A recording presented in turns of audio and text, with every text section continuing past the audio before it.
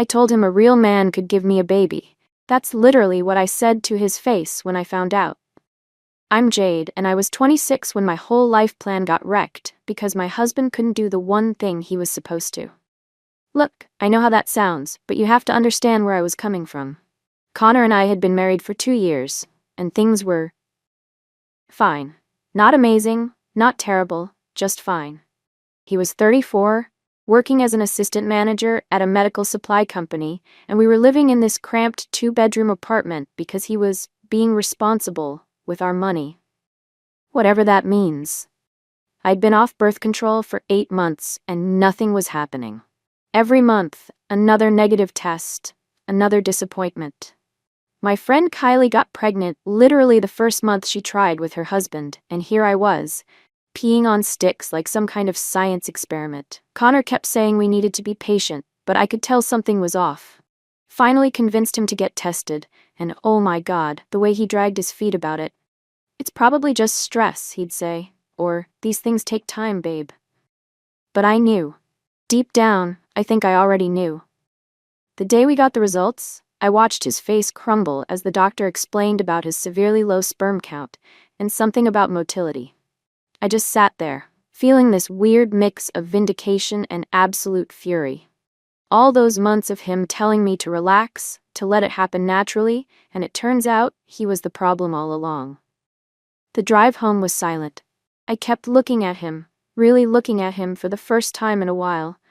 His receding hairline that he was so insecure about, the way his shirts were fitting a little tighter around the middle lately, the Toyota Camry he refused to upgrade because it was still running fine.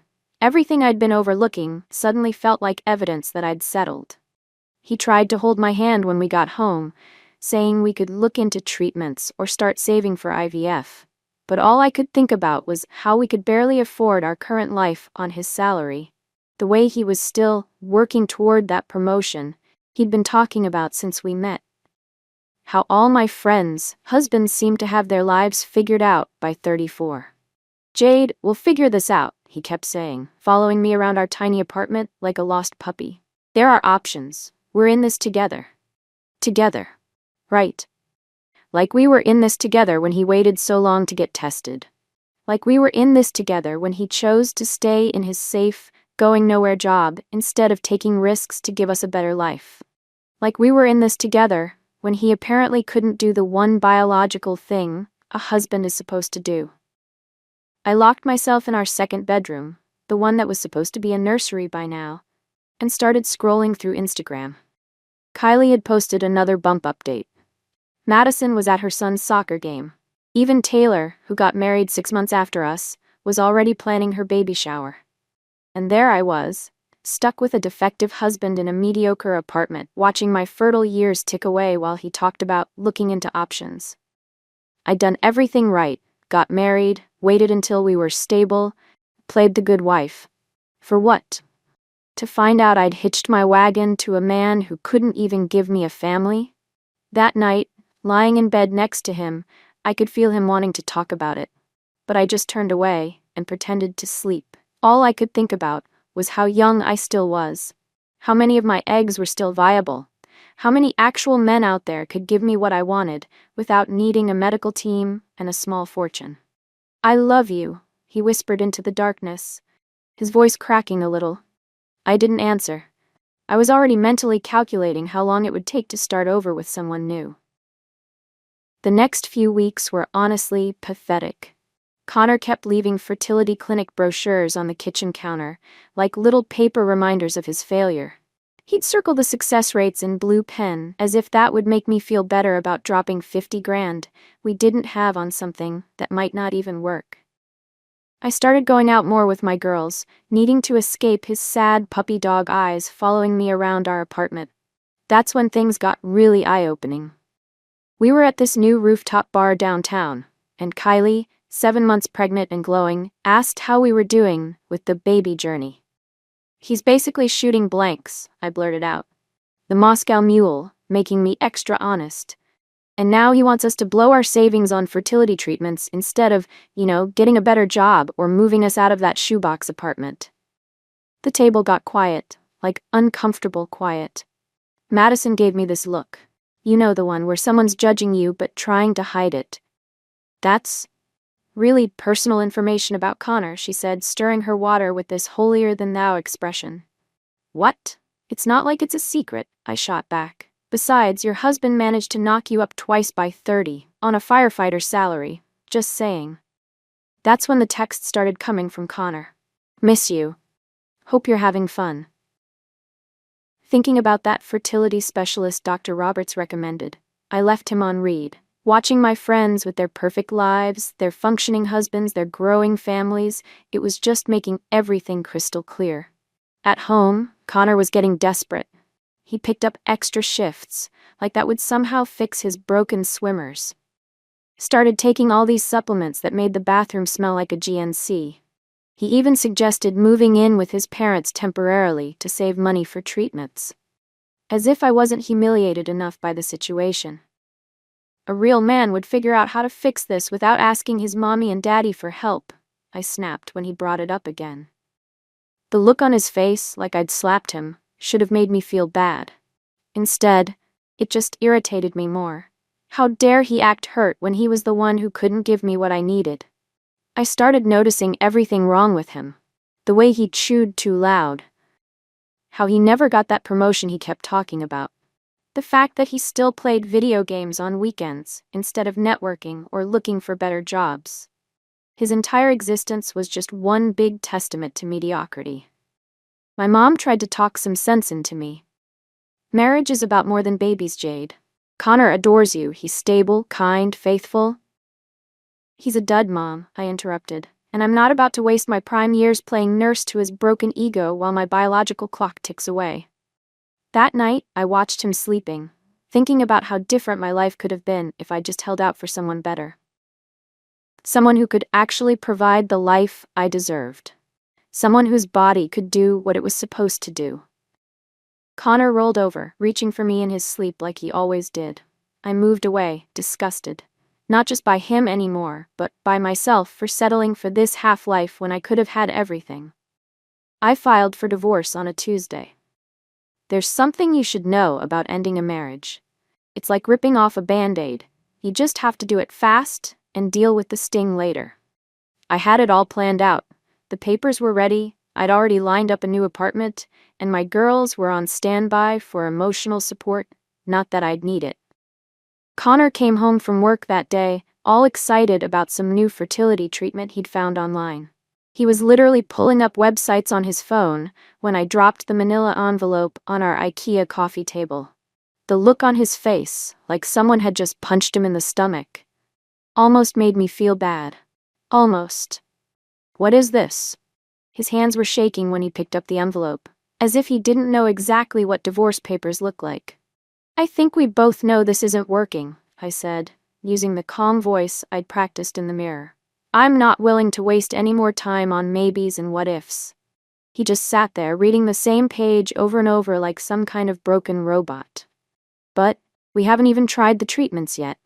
Dr. Roberts said there's a good chance. A good chance of what, Connor? I snapped. Of spending money we don't have on treatments that might not work? While I watch all my friends start their families? While you're still assistant managing your way to nowhere? That's when he started crying. Actually crying. Like tears running down his face, shoulders shaking, the whole pathetic display. It just confirmed everything I'd been thinking. He wasn't the man I thought I married. I know I'm not perfect, he choked out. But I love you. We can work through this. Please don't do this. Love isn't enough, I told him, feeling weirdly calm. I need a real partner.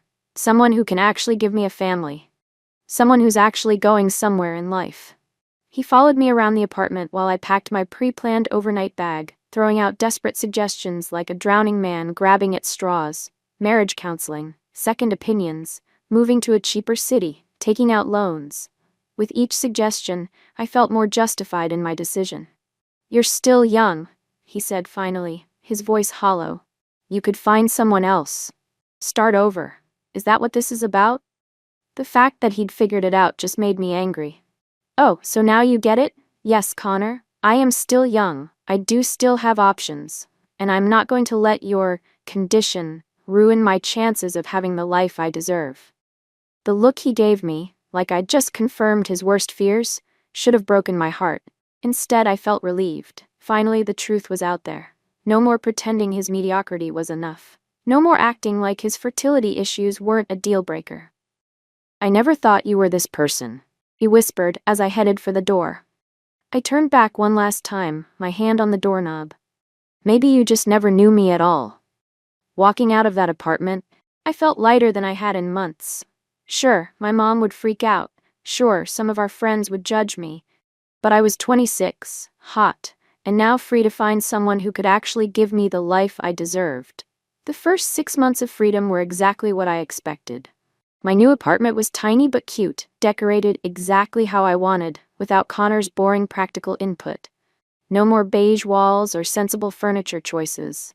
I filled my Instagram with living my best life posts, rooftop brunches, girls' nights out, yoga classes I barely attended. Dating apps were an experience. Being 26 and divorced isn't exactly what these guys are looking for, but whatever. I had my bio down to a science. Ambitious professional seeking her equal. Know my worth. Ready for a real future with the right man. The first guy I dated post-divorce was this investment banker named Chase. Gorgeous penthouse, Range Rover, the whole package. 3 dates in, he ghosted me after I mentioned wanting kids within the next year. The next one, a surgeon named Michael, turned out to be married. Then came Derek, who lived with 4 roommates at 35, but swore his crypto investments were about to pay off. Meanwhile, Connor had the nerve to start posting about his healing journey on Facebook. All these inspirational quotes and photos of him at the gym. Our mutual friends kept bringing him up, how well he was doing, how he'd gotten that promotion he'd been working toward, of course, now that I was gone. How he was really working on himself. He started dating someone, Madison told me over coffee one day, studying my reaction like I was some kind of science experiment. "She's really sweet, a kindergarten teacher." "Good for him," I said, scrolling through my dating apps. "Hope she's okay with never having kids." Madison gave me that look again, the one that said she was judging me but trying to hide it. "You know, Jade, there are other ways to have a family. Adoption, surrogacy." "I want my own kids," I cut her off. "With a man who can actually provide for them. Is that too much to ask?" But 6 months turned into 9, and my DMs were filled with gym bros and guys living with their parents. Every date felt like a job interview where I was both the interviewer and the candidate. Too aggressive about wanting kids? They disappeared. Too vague about my timeline? Wasted weeks on guys who weren't sure about marriage. My mom wasn't helping. "You had a good man who loved you," she'd say during our weekly calls. "Maybe if you'd given those treatments a chance." "He was barely making ends meet, Mom. The treatments would have bankrupted us. Besides, I deserve someone who'd give me a baby naturally." But late at night, scrolling through dating apps, I started doing the math. I was almost 27. It would take at least a year to find someone serious. Another year of dating before marriage, and then who knows how long to actually get pregnant. The timeline was getting tight. Then came the photo that made my stomach drop. Connor at some rooftop bar, his arm around a pretty blonde. He looked different, happier, fitter. The caption read, "When you know, have blessed." I blocked him immediately, threw my phone across the room, ordered pizza and wine delivery, told myself I was still young, still hot, still had plenty of time to find my perfect match. The right guy was out there, someone successful, fertile, ready to start a family right away. He had to be. Because the alternative, that I'd thrown away a good thing for a fantasy, wasn't something I was ready to face. I found out about Connor's adoption through Kylie's Instagram story of all things. There he was, standing next to that kindergarten teacher wife of his, holding a tiny baby girl wrapped in a pink blanket. The caption read, "Congratulations to the new parents. Love finds a way." I wasn't stalking, okay? I just happened to be scrolling through stories while getting my nails done when it popped up. But seeing them there, looking so disgustingly happy with their store-bought baby, made me want to throw my phone across the salon. 2 years. It had been 2 years since I walked out, and what did I have to show for it? A string of failed situationships with guys who either couldn't commit or didn't meet my standards. Meanwhile, Connor, my supposedly inadequate ex, had somehow transformed into this whole new person. "Did you see?" Madison texted me that night. "They named her Emma. The adoption agency matched them right away because of their stability and Connor's promotion to regional director." Regional director. The position he'd been working toward when I left. The one I'd told him he'd never get because he was too passive, too content with mediocrity. Now he was probably making double what he used to, living in a real house instead of that apartment, raising some other woman's baby like it was some kind of victory. I made the mistake of looking at his wife's profile. Sarah. Pretty in that wholesome, natural way that made me want to scream. Her posts were all about their adoption journey and how love makes a family and other Pinterest-worthy garbage. And the comments? Full of our old friends gushing about what amazing parents they'd be. Whatever, I told my reflection as I applied my third face mask of the week. They're probably just pretending to be happy. And who wants a kid that isn't even yours? I bet she secretly resents that she'll never have his biological child. But the photos kept coming. Connor pushing Emma on a swing, his face lit up with this joy I'd never seen when we were together. Sarah and Emma in matching Christmas pajamas, family picnics in the park where we used to walk our dog, the one Connor kept in the divorce because I couldn't have pets in my new place. I was 28 now, and the dating scene was getting worse, not better. The good ones my age were taken, the older ones wanted someone younger, and the younger ones weren't ready to settle down. Every first date felt like a job interview where I was overqualified and desperate at the same time. "Maybe you should consider freezing your eggs," my mom suggested during one of our wine-fueled FaceTime sessions. "Or be open to dating single dads. They've proven they can commit." "I'm not raising someone else's kids," I snapped, pouring another glass. "I deserve my own family, my own baby, with a man who can actually give me one." But later that night, scrolling through Connor's family photos, I felt something crack inside me. They looked complete, happy, like the life I'd walked away from had somehow become better after I left. The apartment I'd called a shoebox was now a beautiful home. The man I'd called inadequate was now successful and thriving. The fertility issue I'd seen as a deal-breaker had led them to a perfect little girl who adored them. I blocked them all that night. Connor, Sarah, even our mutual friends who kept sharing their perfect little life. Posted a thirst trap on Instagram with some quote about leveling up and knowing your worth. But alone in my bed, staring at my birth control-free period tracking app that I still somehow kept, I couldn't shake the feeling that I'd made a terrible mistake. It's funny how the universe has this way of just absolutely destroying your life while everyone else seems to be living their best fairy tale. I'm 33 now, and I'm sitting in this fertility specialist's office. Not the same one Connor and I went to, obviously, staring at charts that might as well be in Chinese. "Your AMH levels are concerning," the doctor says, like she's telling me my horoscope and not shattering my entire future. And combined with your age, conception would be challenging even with intervention. The irony isn't lost on me. 5 years after leaving my husband because he couldn't give me a baby, here I am, learning that my own body is now the problem.